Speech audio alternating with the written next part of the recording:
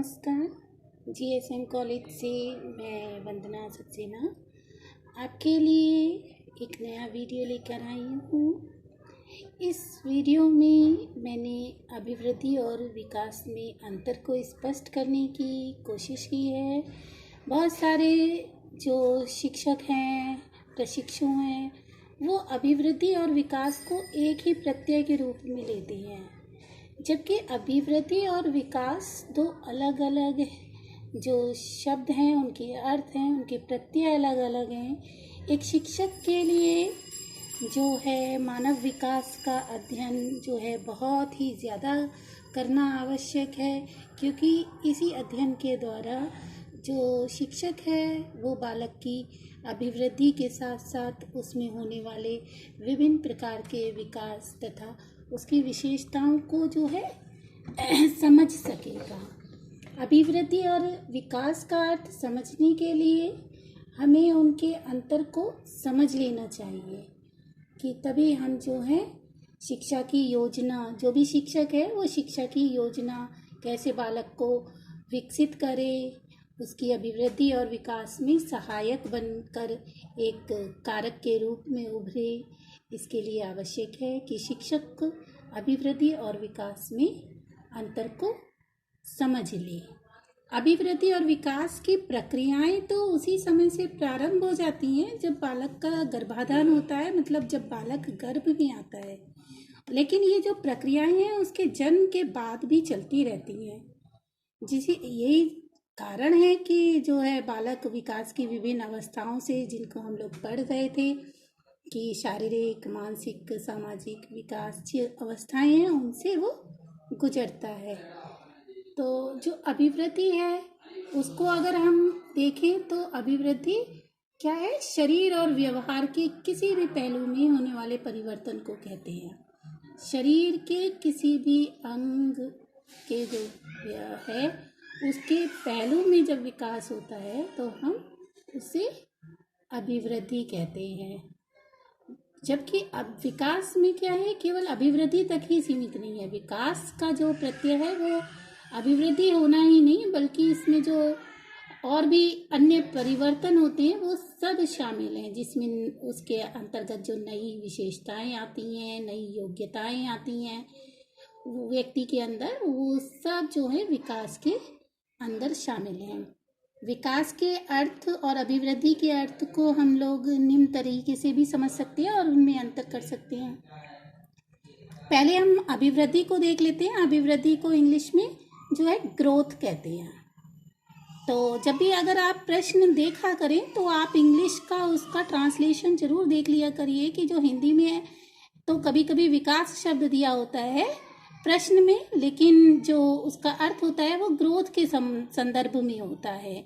तो जब भी, क्योंकि ये भी है कि अगर कोर्ट में भी कोई केस जाता है तो वो इंग्लिश वाले जो टर्म्स हैं उसको मान्यता देता है, तो क्योंकि उसके काफ़ी अर्थ हिंदी में आ जाते हैं। तो अभिवृद्धि का अर्थ प्रश्न में अभिवृद्धि से है या जो है डेवलपमेंट से है, तो आप इंग्लिश का उसका जो है ट्रांसलेशन देख लिया करिएगा कि उस शब्द, उस प्रश्न में विकास से अभिप्राय उनका ग्रोथ है या डेवलपमेंट है। तो अभिवृद्धि को देखें तो अभिवृद्धि जो है एक विशेष आयु तक चलने वाली प्रक्रिया है। अभिवृद्धि जो है वो पूरी जीवन भर नहीं चलती है, बल्कि एक विशेष आयु तक चलती है। तो जैसे कि आपकी लंबाई है तो वो एक आपकी निश्चित आयु तक ही बढ़ती है। दूसरा है परिमाणात्मक परिवर्तन की अभिव्यक्ति। परिमाणात्मक मतलब जिसको हम अंकों में नाप सकते हैं। देखिए, आप लंबाई क्या कर सकते हैं, उसको अंक देंगे, मैं इतने इंच, मैं इतने फुट लंबा, इतने इंच लंबा, इस तरीके से इसको बताया जा सकता है, यानी इसकी जो है गणना करी जा सकती है। अभिवृद्धि की आप क्या कर सकते हैं, गणना कर सकते हैं, अंकों में उसको नंबर दे सकते हैं। तीसरा है अभिवृद्धि विकास का एक चरण है, जो एक स्टेप कहना चाहिए कि अभिवृद्धि, हमने पहले बता चुके हैं कि विकास जो है केवल अभिवृद्धि तक सीमित नहीं है, मतलब विकास में अभिवृद्धि ही नहीं बल्कि और भी बहुत सारी चीज़ें जो है शामिल है। अगला है, अभिवृद्धि में हम परिवर्तनों को देख भी सकते हैं और नाप भी सकते हैं। यानी कि इन परिवर्तनों को, जो अभिवृद्धि में परिवर्तन हो रहा है, उसको देखा जा सकता है।